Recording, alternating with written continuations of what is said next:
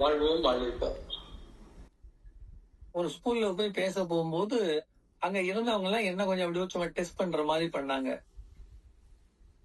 நான் சொன்னேன் குருவை பத்தி சொல்ல போறேன் சொன்ன உடனே முன்னாடி இருந்த அம்மா சொல்லிச்சு, எங்களுக்கு குரு எல்லாம் கிடைச்சாச்சு, வேற ஏதாவது சொல்லுங்க. அப்ப குரு கிடைச்சாச்சுன்னா அதுக்கு என்ன அர்த்தம்? குரு உங்களை பற்றி உங்களுக்கு சொல்லி இருக்கணும், நீங்க கேட்டிருக்கணும், அவர் சொல்ற மாதிரி நீங்க நடந்திருக்கும். அவருக்கு பிடிக்கிற மாதிரி அவரை சார்ந்து நீங்க வாழ்கிற போதுதான் சொல்லுவாங்க, சும்மா சொல்ல மாட்டாங்க.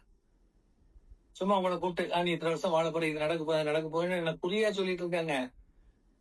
அவங்க அதுக்கு வந்தவங்க இல்ல, நீங்க தான் பாடுபடணும், முயற்சி பெருமை தரும். அப்ப நீங்க என்ன பண்ணணும்? அவருக்கு பிடிக்கிற மாதிரி அவர் சொல்ற மாதிரி நீங்க என்ன பண்ணணும்? அவரோடு ஒத்து போக வேண்டும். ஒத்தது அறிவான் உயிர் வாழ்வான், திருவள்ளுவருடைய வாக்கு. அப்ப அப்படி நடக்கும்போது குருவே என்ன சொல்லிடுவாரு? இப்ப அங்கேயே நான் தான் சொன்னேன், குரு உங்களுக்கு கிடைச்சாச்சுன்னா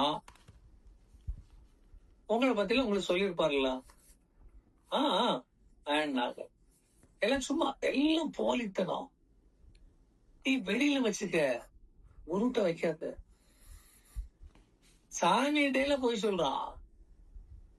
சாமி முன்னால இன்னும் கும்பிட்டுட்டு காசே இல்ல, பேங்க்ல கிடக்குது, வீட்டுல இருக்குது, நீ எனக்கு இந்த பணம் கொடுத்தா நான் புடவை கட்டுவேன், நீ எனக்கு இது கொடுத்தா நான் அது வாங்கி தருவேன்.